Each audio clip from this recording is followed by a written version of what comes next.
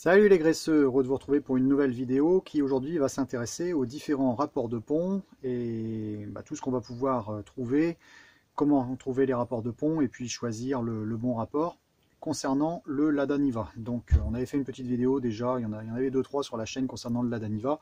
Il se trouve que j'ai l'occasion de retravailler un petit peu dessus, donc je vous propose une vidéo sur ce point-là qui est à mon sens relativement important. Pour deux raisons. Soit vous avez récupéré un Lada que vous souhaitez remettre en état, et dans ce cas-là, pour le faire le mieux à votre sauce et le plus adapté à vos besoins, l'idéal, si jamais vous déposez les ponts ou vous devez intervenir dessus, ça va être de choisir les ponts qui vont être les plus appropriés par rapport à votre besoin. D'accord? Donc à savoir qu'il y a toujours une idée qui circule, heureusement de moins en moins, concernant le rapport de pont de Lada, comme quoi tous les Lada auraient le même rapport de pont, ce qui est faux. Jusqu'à maintenant, on trouve 3 rapports de pont différents, donc suivant les motorisations et les années surtout. Donc on va trouver du 1041, du 1043 et du 1143. D'accord? Donc je vais vous montrer un petit peu comment on fait pour les différencier, et puis ce qu'il faut vérifier, et on va à l'aide d'un petit tableau regarder ce qui est intéressant de choisir en fonction de l'usage. Donc je vais vous en parler puisque de toute façon, quel que soit le type de véhicule, que ce soit du 1600, du 1700, que ce soit à l'essence ou au gaz, vous allez trouver ces ponts, des pièces qui en apparence vont être identiques. C'est valable également pour les modèles en Periquet qui étaient des modèles motorisés en diesel à l'époque, quand on avait uniquement le 1600 qui était disponible chez le constructeur, et on virait les moteurs et on dieselisait les moteurs en seconde monte avec des moteurs de chez Renault notamment. Donc ça c'est valable également, et avant que justement Lada ne propose une version diesel avec le 1,9 litre de chez PSA, le XUD9, qui était proposé en version atmosphérique en France, et puis on pouvait le trouver en turbo, notamment en Belgique par exemple. Et puis après voilà, ça a été remplacé par le 1700, avec l'ajout de l'injection en monopoint, puis en multipoint, et puis les normes Euro 3, 4, tout ça. D'accord?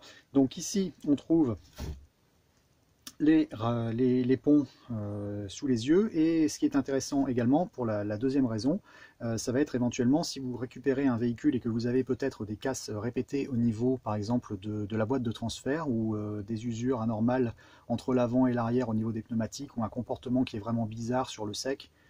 Voilà, vous roulez sur le bitume et vous sentez que ça ne va pas. Dans ce cas-là, moi ce que je vous invite à faire, c'est d'aller vérifier les rapports de pont qui sont en place au niveau de votre véhicule, parce que malheureusement ce sont des véhicules qui ont été, c'est même pas des secondes ou troisième main, enfin ça peut arriver, mais c'est loin d'être la généralité, puisque c'est des véhicules qui le plus souvent, je dis bien le plus souvent, ont été revendus, trafiqués, gardés quelques mois, quelques semaines, voire jamais fait de carte grise ou tout ça, ou même donnés entre copains, tout ça.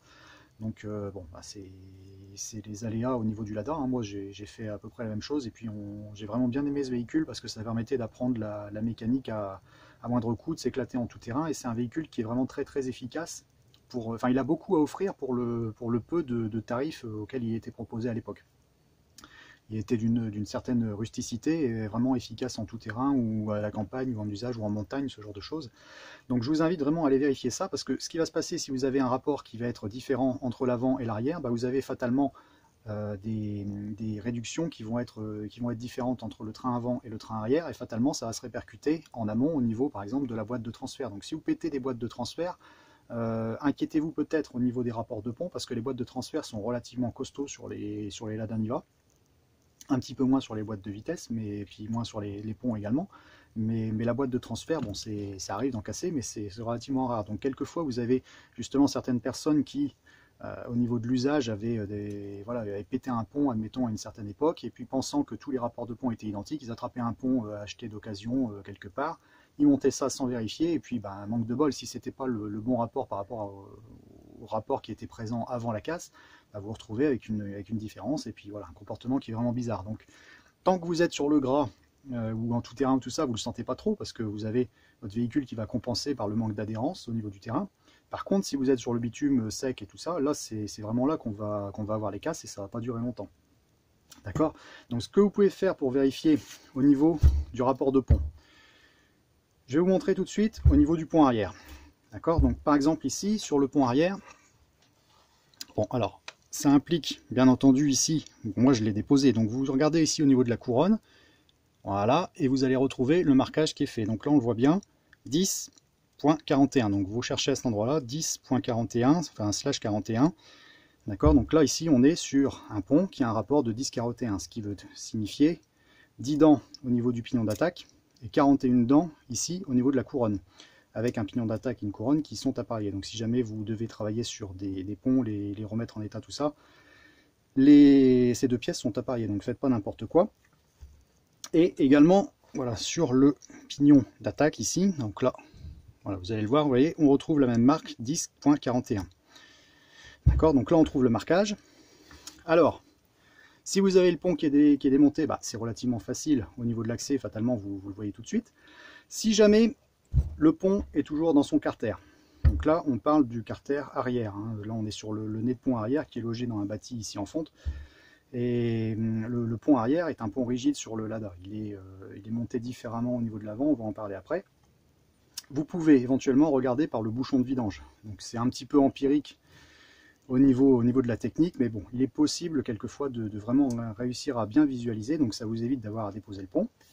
Ce que vous pouvez faire également, vous levez le véhicule complet au niveau de l'arrière, vous montez l'avant et l'arrière, vous le sécurisez bien avant de vous placer en dessous, et vous faites une petite trace ici, d'accord, et vous effectuez, admettons, une dizaine de tours, d'accord, donc vous le tournez 10 fois, et vous regardez en bout, donc faites-le à la limite à 2, vous faites une marque sur le pneu directement aussi, sur une des roues, et vous regardez le nombre de tours que vous allez faire, au niveau, quand vous avez effectué 10 tours ici en entrée, donc vous regardez combien vous sortez au niveau de la roue, et vous faites le même principe au niveau du train avant, d'accord, et donc si vous avez le même comportement, bon, bah, vous pouvez normalement en déduire qu'au niveau des rapports de pont, vous avez le même entre l'avant et l'arrière, d'accord.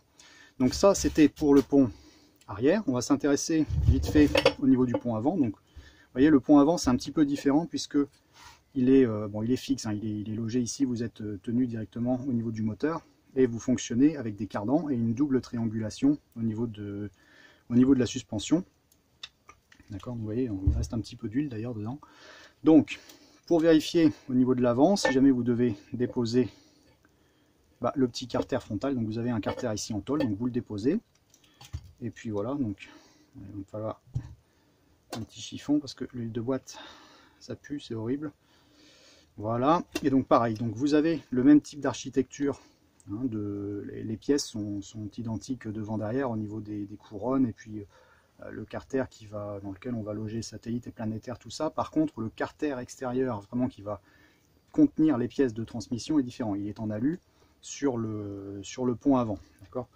Vous pouvez notamment transformer des ponts arrière, si vous récupérez des bâtis, tout ça, vous pouvez vous faire ce qu'on appelle un pont à la grecque, qui permet d'avoir un pont avant qui va être quand même plus costaud que le pont d'origine. Donc là c'est pareil, vous voyez, 10.41.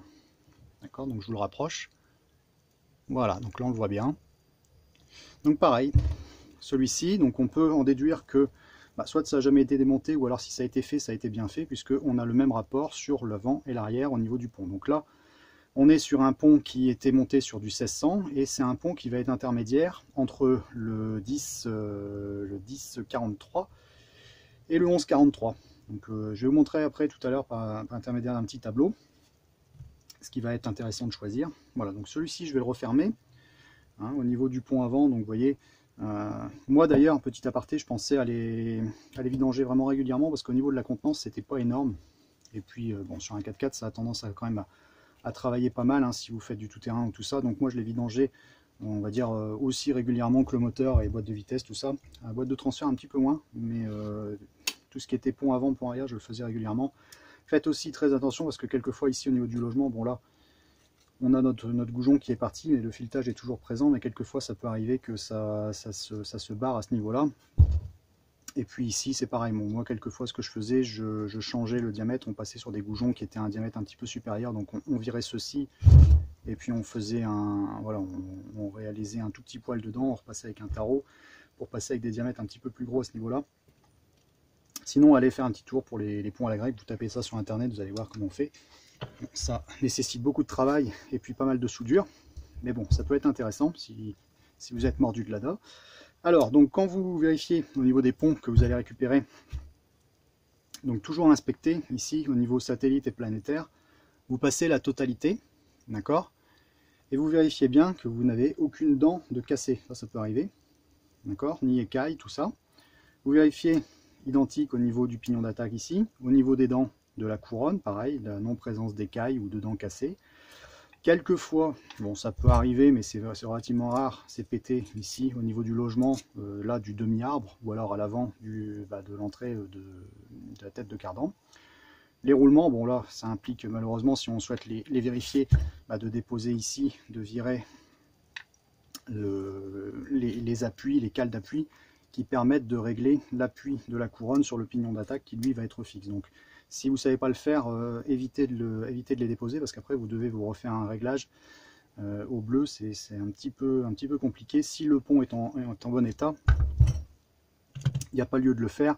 Et puis de toute façon, avec l'habitude, souvent on arrive à juger de son état, ne serait-ce que même par rapport au son qu'il produit. Si vous avez un clac-clac qui est vraiment trop présent, quelquefois le jeu est trop important, mais il vous faut un tout petit poil. Là, celui-ci, il est vraiment bien, il a rien du tout. Il est vraiment bien réglé, il est en bon état. Et puis bon, inspectez le joint SPI qui est ici derrière, mais bon là, il n'y a pas de problème. Voilà, donc ça, c'est intéressant, ce que je vais vous montrer. Alors, bon, là, par exemple, j'ai quelques pièces aussi, donc vous voyez, au niveau, ça, c'est l'entrée de cardan, hein, donc vérifiez. Oui, je vous ai préparé ça, pourquoi? Parce que en 2004, on est passé sur des montages qui anciennement étaient en 22 cannelures ici au niveau de l'entrée de la tête de cardan, et on est passé sur des 24 à partir de 2004. Donc vérifiez au niveau des ponts avant, voilà, vous pouvez avoir un problème de compatibilité à partir de 2004. Il faut bien vérifier que vous ayez vous rachetez des pièces par rapport au bon montage qui est en place. Donc 22 ou 24 cannelures, et vous voyez, moi, des pièces de Lada, j'en ai quand même pété pas mal, avec des pièces qui quelquefois étaient assez impressionnantes quand même, parce que là on avait réussi à sectionner carrément bon, je pense qu'on avait vraiment abusé en tout terrain et tout ça, avec des pneus, on va dire, au profil quasi agricole. Mais voilà, donc pensez surtout que en fonction du diamètre de roue que vous allez utiliser, ben voilà, c'est quand même que ça qui entraîne votre roue. Donc en plus, quand elle est chargée de boue, si vous faites du franchissement ou tout ça, vous pouvez avoir des poids qui sont relativement importants. Donc ce sont des pièces qui sont quand même soumises à fortes contraintes quand on travaille, hein. Puis vous pouvez, ouais, voilà, vous pouvez péter l'axe central. Donc celui-ci, bon, vous voyez, il a bien explosé.